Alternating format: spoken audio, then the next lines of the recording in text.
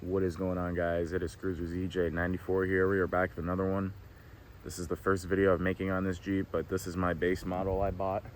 It's a pre-1993. This one was manufactured and built on 11/9/1992 at exactly 3:19 p.m. I have made posts about it on my other social platforms, but I've had yet to actually make a video about it, so we're making a video about it. This is really just an overview. I bought this Jeep from a guy in Newcastle, PA, who was planning on turning it to an off-road woods beater. As you can see by all the dents and dings, and when I got it, it had this off-road metal front bumper on it. I have since taken that off and put an OEM bumper back on it. It's not the right color and it doesn't look good, but once I can fix the dents in the front fenders and get a new header panel, then I'll get a matching Laredo bumper and then paint the tops black so it matches the base model. And for a lot of people, this is actually the second ever base model SE Grand Cherokee to be posted on YouTube, besides the holy grail of David Tracy's. This one's got a lot of wacky, weird options, which makes this Jeep pretty rare. I want to say maybe it's a 1 of 200 base model Grand Cherokees with these options. So we're going to start off with the exterior, and I'm also going to give you a blank explanation on how the base model Grand Cherokee is rare and different from other Grand Cherokees. Starting off with the most easiest to spot, the wheels and the badging. Base models don't get a Laredo sticker or anything. This basically just tells you they're a base model, just says Grand Cherokee. Number two is the wheels. These will either have the flat spoke 5-star Steelies, I believe is what they're called. I don't know. But they look like your average Steely XJ wheel, the 5 spokes, but they have no divot in the center of each spoke. Those only came on ZJs and YJs. Yes, I know it has 3 lug nuts, just ignore that. Or you could have got the saw blades like this one has. But of course, back then you can also order them with the aluminum saw blades or the snowflakes, because Jeep was cool like that. Another thing that is specific to base model only Grand Cherokees is the cladding. So it's basically like regular cladding, but it doesn't have the bottom part and the rocker covers. This is it, and I really like the way it looks, and it also has chrome trim inside of it. It's 33 years old, so it's not really shiny like it used to be, but unfortunately I don't have the matching bumpers. That's a Laredo bumper. And instead of that being like gray, dark gray like the bumper is, it's actually black. And on the actual bumpers themselves, this would all be the regular Laredo color, but this would be black with the chrome trim running all the way through. And then these would also be black. I don't have the matching bumper, so if I can find a nicer Laredo bumper instead of this one, because I tried doing the old heat trick where you heat it up and fix the plastic, didn't work. It lost all of its OEM texture. So I'm gonna get another bumper, paint these tops black, put chrome trim in here, and paint the caps black, and then it'll look like a base model bumper. And that's really about all I can think. Oh, one more thing. This is a very rare option. Yes, it's all beat up and cut up, but this is a factory no roof rack base model. The only way you can tell, you can look under here, there's none of these little like imprints under the roof rack rails, which means that this is a factory no roof rack Jeep. I don't know who put this roof rack on.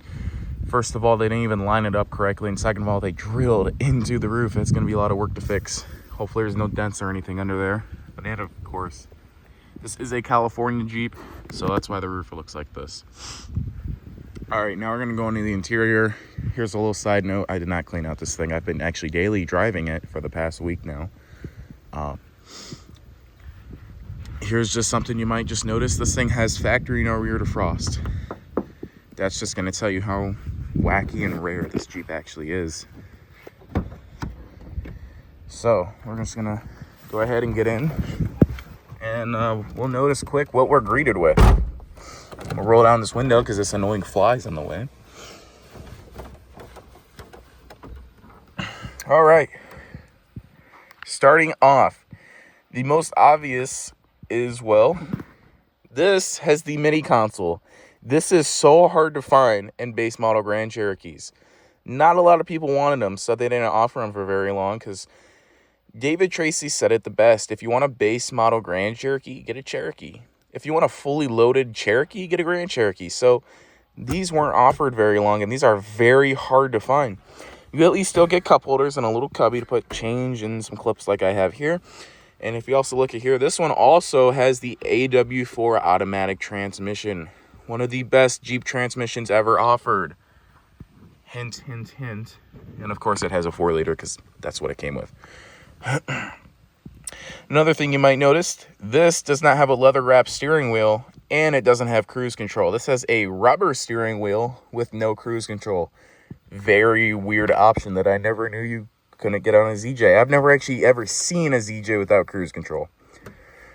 It sucks, you know, it's a feature I like having. You come over here, no power mirrors. And of course, there's no pockets in the doors. This is a base model, so it gets the carpet on the doors. And of course, wind up windows. Very weird. And of course, manual locks.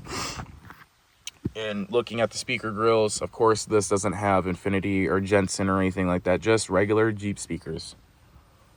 And I'm pretty sure they were made by Oxford, considering I have an OEM set out of a 93 Laredo that are Infinity. They're Oxfords, so that's probably the OEM. Coming over here, of course, you have no overdrive button because it is on the shift indicator itself, which personally I don't like at all. I like having it go 1, 2, 3, and then having your overdrive button up here, but it just adds to the rarity. And of course, no rear defrost. That is a very, very hard to find option for this. And considering it's also a base model, I don't even know what that is. You get no mirror in here. That's another thing, by the way. This does have select track. I think it did. I didn't even look at it. It's missing like the padding over here, but no lights in here.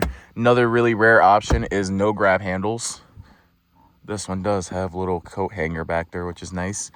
No key fob, as there's no little dome on here, so even if you wanted a key fob, you can't put one on this Jeep because it doesn't have the module or anything for it, or the security system. And of course, considering it's a 93, it has no lock on the glove box and no headrest for the tops of the back seats. The only thing that's really missing from this Jeep is the bumpers and the base model seat bottoms back here, because of course these are the base model seats. Very uncomfortable. They're not too bad, but it has Laredo seat bottoms back here. If they were base model, they wouldn't have these. And look how cheap Jeep went with for the back door. That made no sense. That was such a bad sentence I just said, but they didn't even bother trying to make a new piece of plastic like they did for the front doors. They just put fillers in there. Very well done, Jeep. Out here and look at the engine. So like I said, this is a 4.0 with the 242 with the Aisin Warner 4.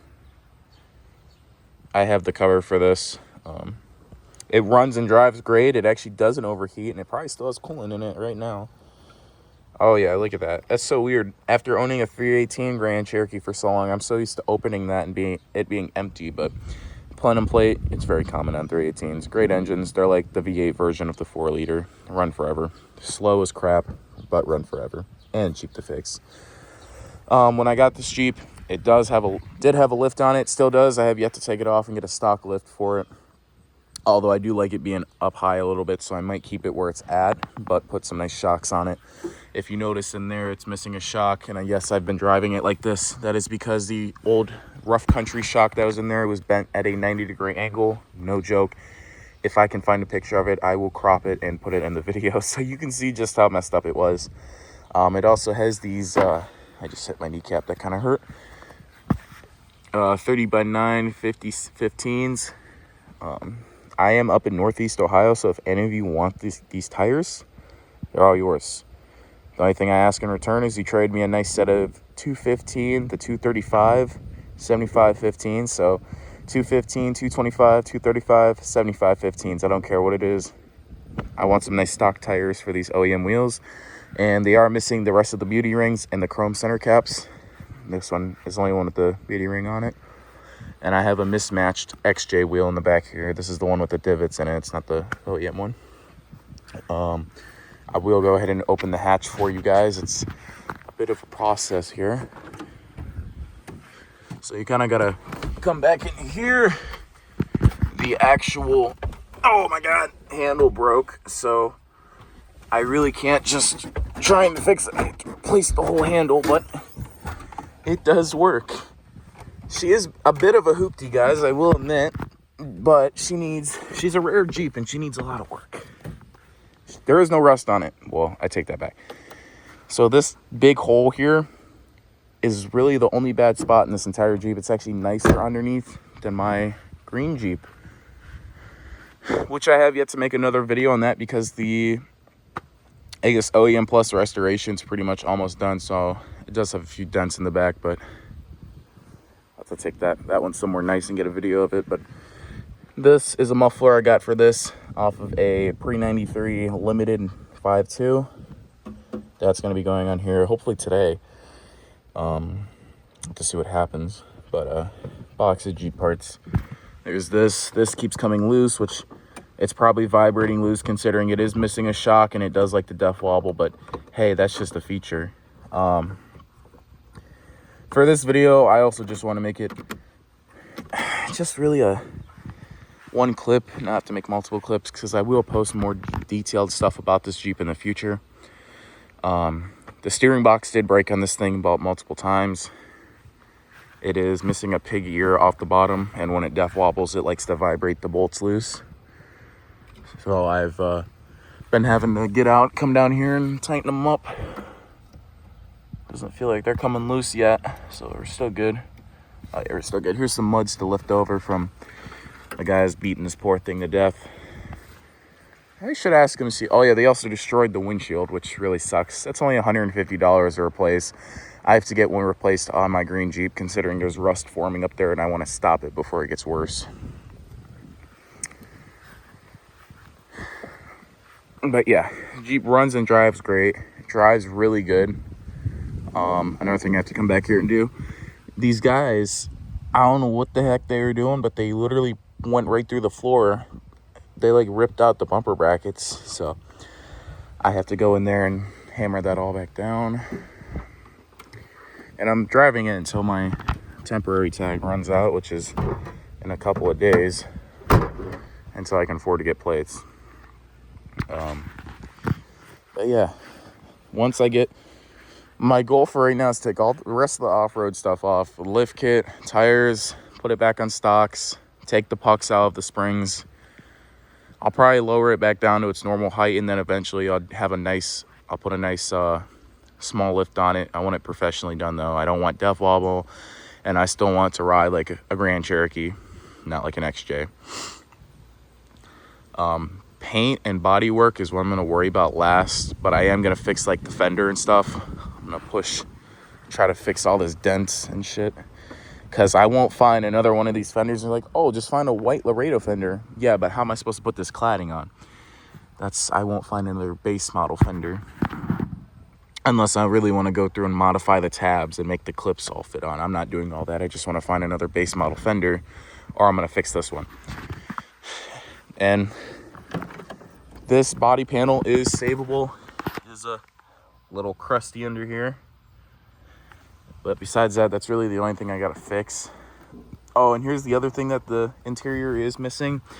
These covers, they're actually not red amber indicators like they usually are. They're actually just gray pieces of plastic they put in there. But yeah, that's about it.